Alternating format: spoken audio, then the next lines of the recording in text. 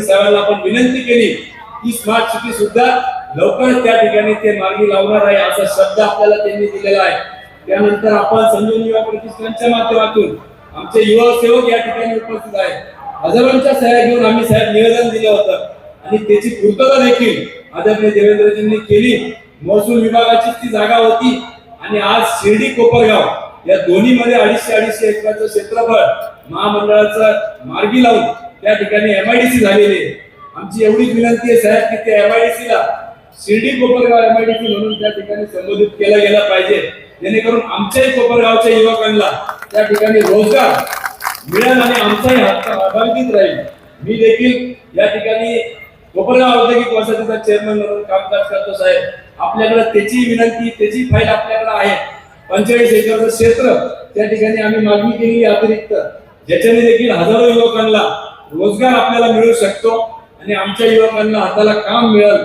असे अनेक प्रश्न खरं तर या ठिकाणी मला आपल्या समोर मांडायचे आहे, परंतु विश्वासनाम्याच्या माध्यमातून, कोरोना सभेच्या माध्यमातून योग्य वेळी आपल्या समोर ते मांडलेले आहे। खरं तर आमचे ग्रामीण भागातला एक प्रश्न आहे साहेब, तिथे अतिक्रमणाचे घरकुल नियमित करायचे, तो देखील आपण आपल्या स्तरावर जर मिटवला तर निश्चितपणे त्याचा फायदा कोपरगाव तालुक्यातील जनतेला होईल। त्याचप्रमाणे पश्चिमेचं पाणी पूर्वेकडं हा ऐतिहासिक प्रकल्प देवेंद्रजींनी हाती घेतलेला आहे, परंतु त्याला जर गती मिळाली तर आमच्या कोपरगावच्या बाजारपेठेत देखील त्या ठिकाणी आम्हाला चांगलं काम होईल। ट्रक टर्मिनलची आताच आम्ही आपल्याकडे माहिती घेतली आहे। शासकीय जागेवरील घर नियमन करणं, नगर परिषदेचे हद्दीतील खरं 20 झोपडपट्टी असून हनुमाननगर असेल, आमचे हनुमाननगरचे लोक आहे का हातवरती करा, हनुमाननगरचे, हनुमाननगर असेल, दत्तनगर असेल, महादेवनगर असेल, 1 व 2 गोरवानगर असेल, गजानन नगर असेल, लिंबारा मैदान असेल, गांधीनगर असेल, एसटी विद्यालय, गांधीनगरचं इंडोर गेम हॉल असेल, टिळक नगर असेल, संजय नगर, सुभाषनगर 1 व 2, लक्ष्मीनगर, साईनगर, येवला रोड, खडकी, जिजामाता उद्यान, दत्तपार्क, टाकळी नगर, हे सगळेच परिसर आमचे उतारे साहेब नावावर झाले नाहीये। परत एकदा मी आमच्या महिला भगिनींना हात वरती करून आपण विनंती करूया की साहेब तेवढे उतारे आमच्या नावावर आज आपण या ठिकाणी आम्हाला आश्वासित करून जा, जेणेकरून आम्हाला आमचं स्वप्नपूर्ती त्या ठिकाणी होईल हीच अपेक्षा या निमित्ताने व्यक्त करतो। आणि माझं खरं तर जाता जाता विरोधकांनी खूप टीका केली, परंतु मला सूचना आली की आपण आज टीकात्मक भाषण करू नये, आपण विकासावर ही निवडणूक नेलेली आहे आणि म्हणून विकासाच डोळ्यासमोर ठेवून आपण या निवडणुकीकडे बघतो आहे। वेगवेगळे उपक्रम, पाणी आलं नाही तर तुम्हाला बिल नाही, विश्वासनाम्यामध्ये आमच्या देवेंद्रजी फडणवीस साहेबांनी सांगितलेले जे विश्वास त्यांनी दिलेले आहे ते पूर्ण करण्याची जबाबदारी त्यांनी घेतलेली आहे।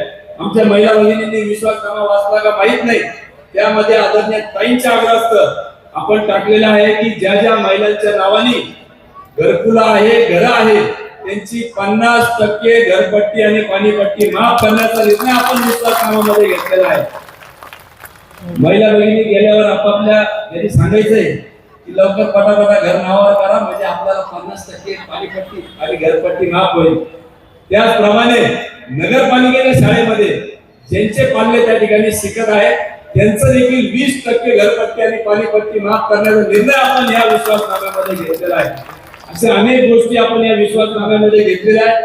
अधिकचा वेळ खरं तर मी घेणार नाही, आपल्याला ताईला ऐकायचंय, साहेबांना ऐकायचंय, परंतु जे काय आरोप रोज किंवा वेगवेगळ्या माध्यमातून होत आहे साहेब, खरं तर कुठली सत्तेतून आम्ही नसताना देखील अनेक प्रकारचे हल्ले वेगवेगळ्या माध्यमातून आमच्यावर होत आहे। सत्तेमध्ये जाऊ न देण्यासाठी अनेक शक्ती त्या ठिकाणी काम करत आहे।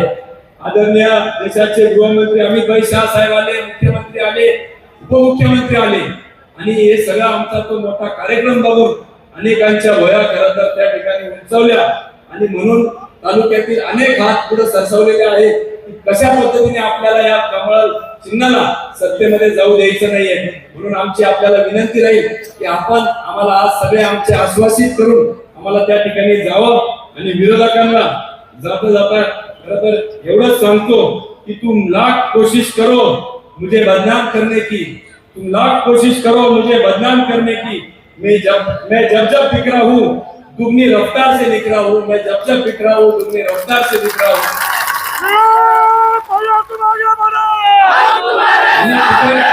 त्यांच्यावर या निमित्ताने करणार नाही। मगाशीच मला आमचे भाई भेटले, भैया आपला पण शेर एकदा तुम्ही त्या ठिकाणी सांगा, म्हणून मी त्यांचा हा शेर या निमित्ताने बोललो।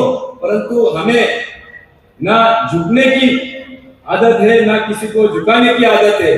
हमें ना झुकने की आदत है, ना किसी को झुकाने की आदत है।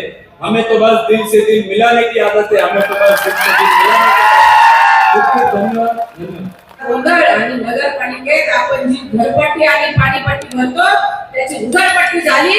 साहेब आमदारांचे पीए जेलमध्ये आहे, जेलमध्ये अशी परिस्थिती आहे। आणि म्हणून वाटेल तशा बैठका घ्यायच्या, वाटेल तशा टीका करायच्या। आम्ही खरं काम करणारे आहोत आणि म्हणून आजही सत्ता असो नसो स्वर्गीय कोल्हे साहेबांच्या विचारांचा कार्यकर्ता माननीय बिपिनदादांचा, भैयांचा आणि माझ्या माता माऊल्या आम्हाला जोडून आहेत, कारण आमच्या परिवारावर विश्वास आहे। आणि भारतीय जनता पार्टी आणि आपल्या या मित्र पक्षाचे सगळे उमेदवार जे इथे गेलेले आहेत त्यांच्यावर सुद्धा सगळ्यांचा विश्वास आहे। आणि म्हणून निश्चित विधिमंडळात पर्यंत गेले, पण राजकीय कुरघोड्या होत असतात, परंतु तरी सुद्धा आम्ही थांबलोय नाही, थकलोय नाही आणि काम करतच आहे। आणि म्हणून माझी एक विनंती आहे साहेब, आमच्या या सगळ्या मागण्या आम्ही ज्या मांडल्या त्या आपण पूर्ण कराव्यात। आणि मतदार बंधू भगिनींना मी पुन्हा कळकळीची विनंती करते की आमच्यावर विश्वास ठेवा, मुख्यमंत्र्यांवर विश्वास ठेवा, महसूल मंत्र्यांवर विश्वास ठेवा आणि सरकारवर विश्वास ठेवून आपण आमचे नगराध्यक्ष पदाचे तरुण तडफदार धावपळ करणारे, धडपड करणारे, सामान्य गरीब माणसासाठी धावणारे जे उमेदवार आहेत पराग भाऊ संधान यांना आपण नगराध्यक्ष म्हणून आपली सेवा करण्याची संधी द्या। आणि आपले नगरसेवक आणि नगरसेवक जे आहेत त्यांच्या कमळ या चिन्हावर, चंद्रिका बस या चिन्हावर बटन दाबून आपण आपली सेवा करण्याची संधी द्यावी अशी कळकळीची विनंती मी आपल्याला करते। परंतु आमच्या कोपरावरच्या प्रथम आमदार सौ स्नेहलताताई कोल्हे आल्या आणि त्यांनी मंत्री महोदयांशी बोलून ती पट्टी पूर्ववत केली, त्यामुळे आज आपल्याला जुन्याप्रमाणे पाणीपट्टी आणि घरपट्टी होती। हे एक मोठं काम आम्ही केलं। त्यावेळी तुम्हाला त्या स्टेजवर येऊशी सुद्धा वाटलं नाही का आज तुम्ही म्हणतात का मला शहराची सेवा करायची। ज्यावेळी शहरात भोंगा अतिक्रमण झालं, छोटे मोठे व्यापारी त्यांचे दुकानं गेले, विस्थापित झाले, त्यावेळी आपण कुठे होता? त्यावेळी आपण कुठे रोडवर दिसले नाही। हनुमाननगरमध्ये आमचा एक युवक गटारीत पडून मृत्युमुखी पडला, त्यावेळी आपण कुठे आले नाही। आम्ही प्रशासनाकडून त्याच्या कुटुंबाला पैसे मिळवून दिले। मुस्लिम धर्माची ज्या वेळी पवित्र ग्रंथाची विटंबना झाली, शहरात भरपूर प्रकारे मोठमोठे मोर्चे निघाले, त्यावेळी आपल्याला यायला वेळ नव्हता।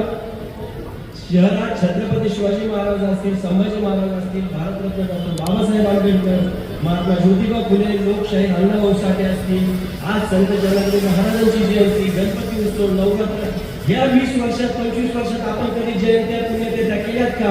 कधीही दिसले नाही। आज 25 वर्षानंतर त्यांना पुढे आला आणि ते म्हणतात मला शहराची सेवा करायची। शहराची सेवा का करायची? तर त्यांना भविष्यकाळाने सांगितलं म्हणून शहराची सेवा करायची।